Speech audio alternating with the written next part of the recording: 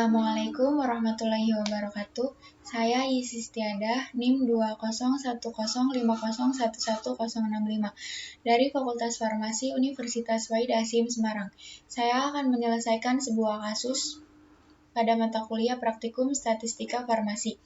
Pada pertemuan 5 ini kita mempelajari uji ANOVA dan uji Kruskal-Wallis.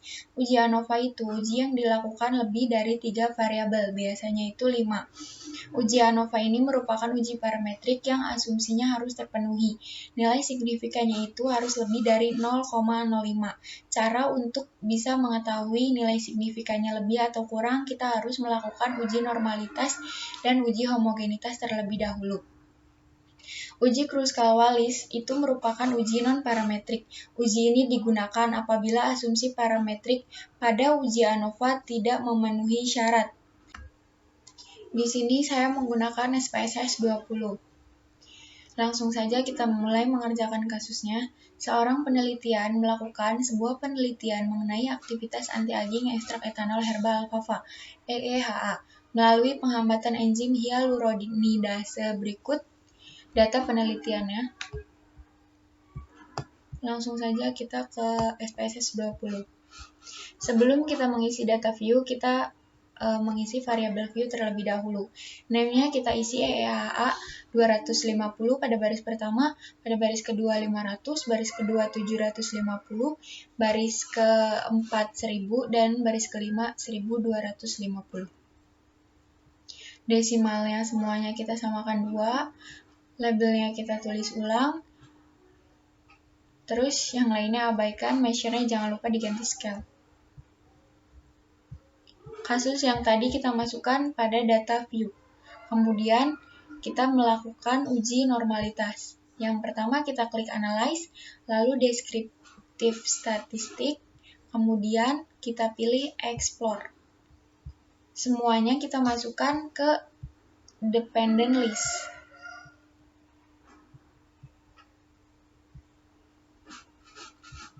Semuanya kita pindah ke dependent list. Kalau sudah seperti ini, kita klik plot. Kita klik none, lalu kita centang normality plots with test. Setelah itu, kita klik continue. Jangan lupa di sini kita klik plots lagi. Kemudian OK. Setelah itu nanti akan keluar output seperti ini. Bisa dilihat data signifikan dari normalitasnya. Data pertama, data kedua, data ketiga, data keempat, dan data kelima. Pada uji normalitas, nilai signifikan yang tidak semuanya memenuhi persyaratan. Masih ada yang belum memenuhi persyaratan. Kemudian kita langsung lanjut saja pada uji homogenitas. Setelah kita melakukan uji normalitas, kita melakukan uji homogenitas terlebih dahulu, supaya kita bisa mengetahui nilai signifikannya kurang apa lebih dari 0,05. Pada uji homogenitas, yang pertama di name, kita ketik konsentrasi, lalu pada baris kedua kita ketik inhibisi enzim. Pada baris pertama desimalnya kita nolkan, pada label kita tulis ulang, pada values kita tulis yang pertama EEHA 250, yang kedua EEHA 500, terus yang ketiga EEHA 750, dan seterusnya. Lalu setelah itu kita klik OK. Jangan lupa measure-nya kita ganti scale. Langsung saja data pada kasusnya kita masukkan ke data view. Karena kita melakukan uji homogenitas, lalu berarti kita klik analyze, descriptive, lalu kita klik explore. Setelah itu, konsentrasi kita pindahkan ke factor list, inhibisinya kita pindahkan ke dependent. Setelah kita pindahkan, kita klik statistik, terus kita centang yang deskriptif, confidence intervalnya 95%, lalu kita klik continue. Setelah itu kita klik plots, lalu kita klik none. Setelah itu power estimation-nya kita klik juga pada spread versus level with eleven test. Setelah itu kita klik continue. Setelah itu kita klik OK. nanti akan muncul data seperti ini. Nanti akan muncul output seperti ini. Bisa dilihat nilai signifikan pada uji homogenitas. Nilai signifikannya itu semuanya tidak memenuhi nilai signifikan. Otomatis kita tidak bisa melakukan uji ANOVA, melainkan kita harus melakukan uji Kruskal-Wallis.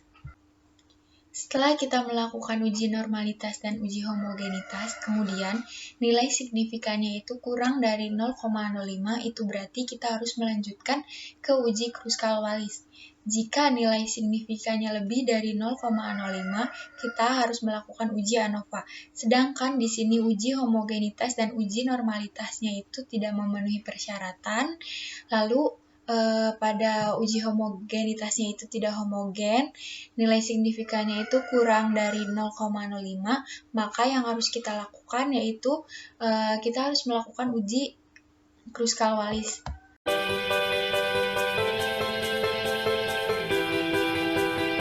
Langsung saja kita klik Analyze, kemudian pindahkan kursornya ke non-parametric test, kemudian legacy, dialog, kemudian kita klik ke independent sample. Nah, inhibisinya kita pindah ke test variabel, lalu konsentrasinya kita pindah ke grouping. Kita klik define rank-nya, pada minimum kita klik 1, pada maksimum kita klik 5. Kenapa 5? Karena datanya itu ada 5. Kemudian kalau sudah seperti ini kita klik continue. Setelah itu di test type-nya kita centang Kruskal-Wallis. Kemudian oke.